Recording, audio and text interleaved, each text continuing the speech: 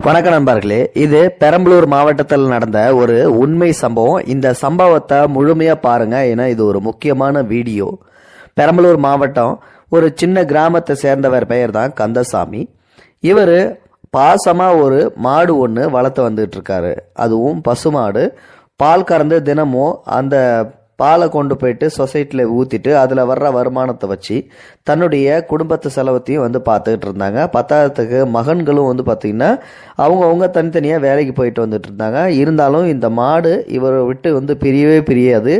என்றைக்குமே இவர் கூடயே தான் இருக்கும். இவர் செத்த நேரம் வெளியில் போயிட்டா கூட அம்மா அம்மான்னு சொல்லிட்டு கத்தும். அந்தளவுக்கு ரொம்பவும் பாசமாக வளர்க்குற அந்த கந்தசாமி என்ன பண்ணுறாரு அப்படின்னா, ஒரு சில நாளுக்கு முன்னாடி ஒரு சின்ன வேலையாக பக்கத்து கிராமமான பொன்னகரம் கிராமத்துக்கு போயிருக்காரு. அப்போது பார்த்தீங்கன்னா 2 நாளில் வந்துடலாம் அப்படின்னு சொல்லிட்டு அங்கே நினச்சி போனவர் அங்கே ஒரு சில காரியத்தால் திருப்பி வர்றதுக்கு கொஞ்சம் லேட் ஆகுது. கிட்டத்தட்ட 7 நாளுக்கு மேலேயே ஆகிப்போச்சு. இவங்களும் வீட்டில் உள்ளவங்களும் ஃபோன் பண்ணி மாடு சரியாக சாப்பிட மாட்டேங்குது, தீனி போட மாட்டேங்குது, கொஞ்சம் வாங்க அப்படின்னு சொல்கிறாங்க. இன்னும் ஒரு 2 நாள் தான், வந்துடுறேன், வந்த வேலை என்ன முடியல, அதுக்குள்ளே வர முடியாது, கொஞ்சம் வெயிட் பண்ணுங்க, மாட்டை பாத்திரமா பார்த்துக்குங்க அப்படின்னு சொல்லிட்டு அந்த முதியவரும் சொல்லிடுறாரு. அப்புறம் அந்த சமயத்தில் பார்த்தீங்கன்னா மாட்டுக்கு ரொம்ப உடம்பு சரியில்லாமல் போயிடுது. தண்ணீர் சுத்தமாக குடிக்க மாட்டேங்குது, தீனி சாப்பிடவே இல்லை, சாணமும் போட கிடையாது. இதேமாரியே பண்ணவும் உடனே கால்நடை மருத்துவருக்கு வைத்தியம் பார்க்கறதுக்காக ஃபோன் செஞ்சு அவரை வர வைக்கிறாங்க.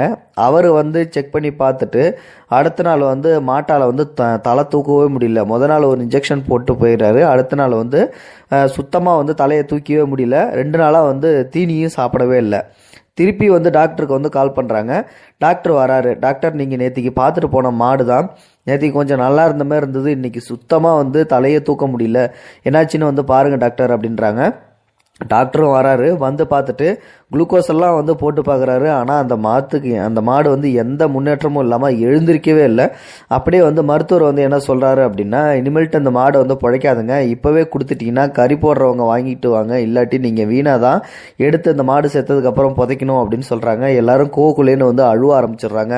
உடனே டாக்டர் சொன்னதை கேட்ட உடனே தாத்தாவுக்கு ஃபோன் அடிச்சிருவோம் அப்படின்னு சொல்லிட்டு ஒரு பேரங்காரன் என்ன பண்ணுறான், கந்தசாமிக்கு ஃபோனை போடுறான். அப்போது தாத்தா பாசமாக வளர்த்த மாடு அவரே முடிவு செய்யட்டு, எதாக இருந்தாலும் சாவறதா இருந்தாலும் சாவட்டும், வச்சுக்கிட்டு பார்த்துக்கிட்டு, இல்லாட்டி கறி போடுறதுக்கு கொடுத்தாலும் அவரே தான் கொடுக்கணும், அவர் இல்லாட்டி இந்த மாடு இருக்காது அப்படின்னு சொல்லிட்டு உடனே அந்த தாத்தாவுக்கு ஃபோனை போடுறாங்க. அவரும் அவசரமாக மாட்டுக்கு உடம்பு சரியில்லைன்னு சொல்லிட்டு போன வேலையெல்லாம் பாதியிலே போட்டு உடனே அங்கே வந்துடுறாரு.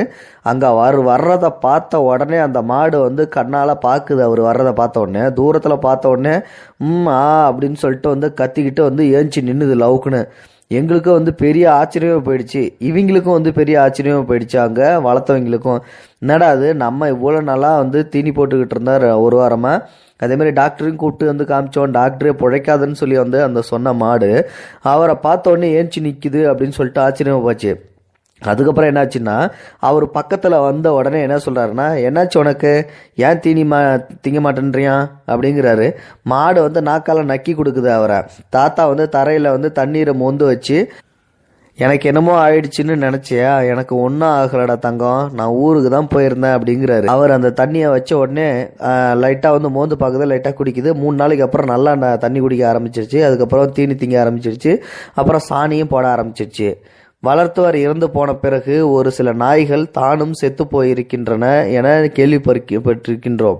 ஆனால் தாத்தாவை காணாததால் அந்த மாடு ஏதோ நினைத்து சாகும் நிலையை எட்டி இருக்கின்றது என்பதை என்னால் நம்பவே முடியவில்லை. ஒரு நாளைக்கு நல்ல விலை வந்தால் விற்கப்பட்டு விடும் அந்த மாட்டின் காலடியில் மனித பாசங்கள் மிதிக்கப்பட்டு கிடைப்பதை போல உணர்கின்றேன்.